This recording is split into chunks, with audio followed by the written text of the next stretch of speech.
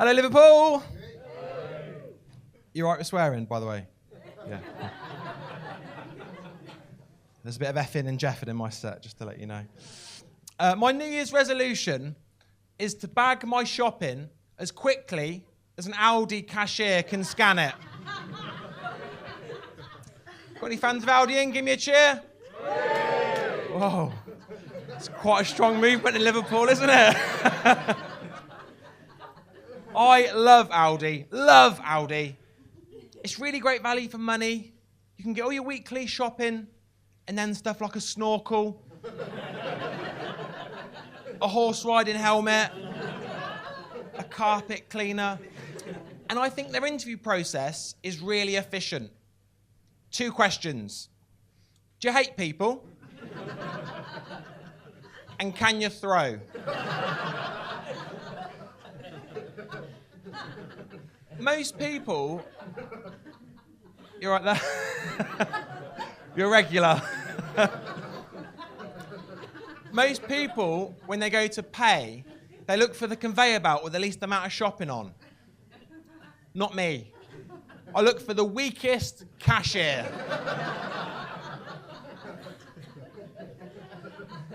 But I always end up with Ange on till 3.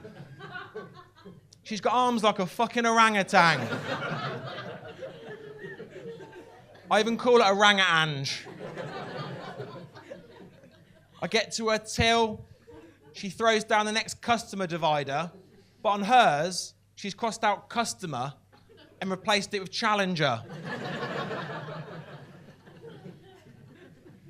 So I start unloading my shopping, heavy items first, because I'm a pro. Ange is there, sharpening her nails for extra grip. She reaches right through, grabs my bread, scans that first just to fuck with my head. So this is where I need some audience participation, please. When I go like this, I need you guys to go... Doot. All right, we'll practice. Right. We're at Aldi.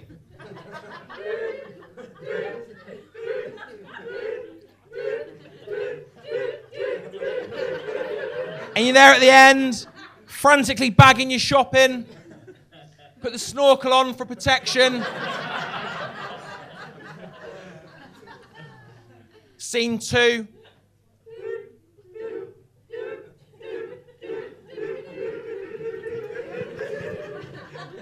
And you're there in the bagging area, which should be called the find my fucking shopping area.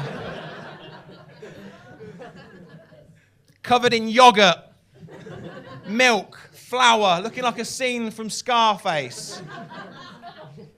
The only reason you're still conscious from the tin of beans that was thrown at you is because you put the horse riding helmet on as well.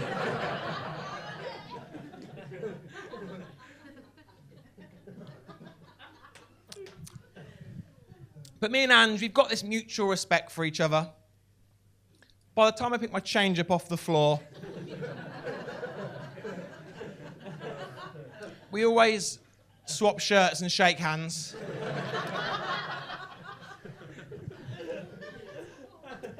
I've just got a new puppy called Rusty. He's half husky, half staff. So he's going to be really aggressive in the winter, but fucking strong at pulling a sledge. He's become such a destructive little bastard. My carpet now looks like a frayed rug with a concrete border. So to calm him down, I thought I'd get him snipped. But while I was on the phone to the vet, I got a bit embarrassed. I didn't want to say cut his balls off. And I couldn't think of the professional term. So I ended up asking my vet if my puppy could be circumcised.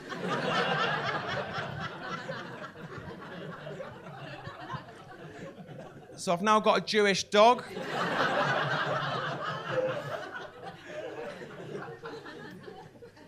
Who's petrified of German shepherds.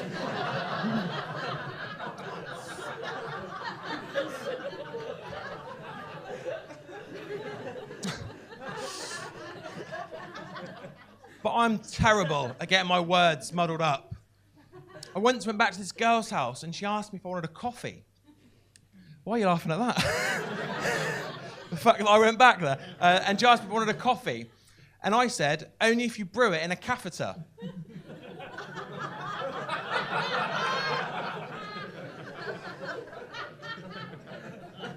And not long after that, I remember questioning a nurse about the urine levels in my granddad's cafetiere.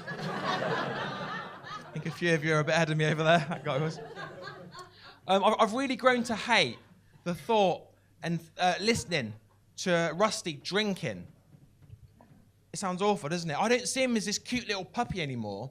I just see him as this little mobile piss bomb that could detonate anywhere. Anywhere but outside. I've had him for a month, and I've worked out I've been standing in my garden for 22 hours saying, go wee-wees, go wee-wees. But nothing happens. It turns out for it to work, he should be with me as well. But it does explain why my neighbours don't talk to me anymore. I've really been struggling with toilet training. So has Rusty. We've been using these square puppy pads that you put by the door. And the idea is that when he goes to the toilet on them, you give him a treat. But we're at that stage now where he runs over to it, gets onto the mat, turns around and then pisses on the carpet. But because he's in the right area of the house, I still feel like I should reward him. Essentially, he thinks it's okay to piss on the carpet as long as his feet aren't touching it. I'll get back from this gig tonight and he'll be standing on my coffee table. My living room will smell like a festival portaloo. And he'll be thinking, what a good boy he's been with his Jackson Pollock masterpiece. It's more like an Andy shithole. A lot of people give me advice when I leave him home alone. They say that I should keep the TV on to keep him company. So I started doing that, but I've gone one better. I started leaving on RSPCA appeal videos on repeat. Hoping to make him start pissing a bit more accurately. It's not for everyone, that joke. I think there's some RSPCA at the back there. But he has been suffering from a bit of a poorly bottom. Sorry to add a bit of gritty realism to the night. I took him for a walk, and he went to go for a poo, but nothing happened. Normally, that would be absolutely fine. But on this occasion, there was a bus stop the other side of the road full of people. So I felt in a real dilemma. Do I go and pretend to pick up this dog poo that didn't exist? Or what my stupid brain told me to do was shout over and explain.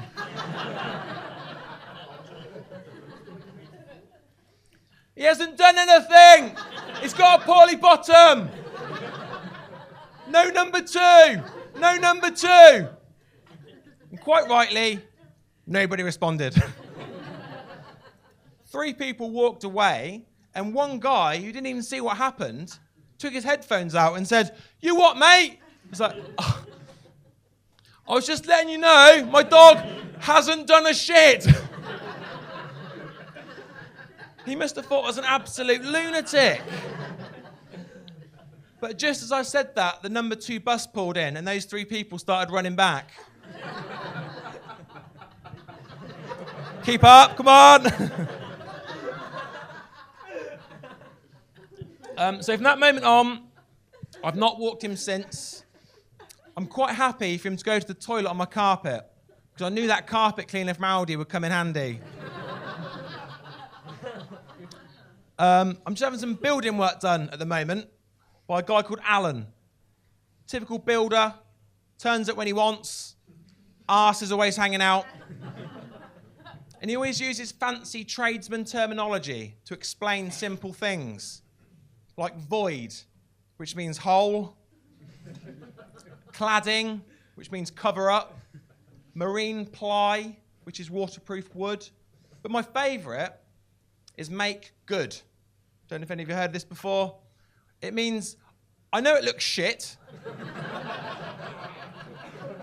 I thought I got away with it. I'll mess about with it for a bit and it should look okay. Then one afternoon, I got a text message out of the blue from a number I didn't recognise. It said, "Hi, Ryan. My name's Annette. I'm Alan's sister. Just to let you know, Alan passed away recently. I'll be in contact regarding the funeral details." Now, surely it's only nearest and dearest that go to funerals. I mean, I'm just a customer. He didn't even finish the job. He managed to finish off those sugary cups of tea and chocolate hobnobs I gave him, though. That's probably how he died. But after receiving this message, I was really taken back. I mean, it's really devastating news. I mean, we're getting into the winter now, and who's going to finish my decking now? But I thought I'd better go to the funeral. Alan's a builder. He's bound to have other builder mates.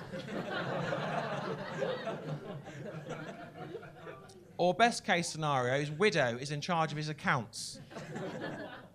So I got to the funeral, and it was packed. The car park was full of vans. So I was walking around, writing down names and numbers, looking at websites. I've had enough already. No, maybe they know Alan.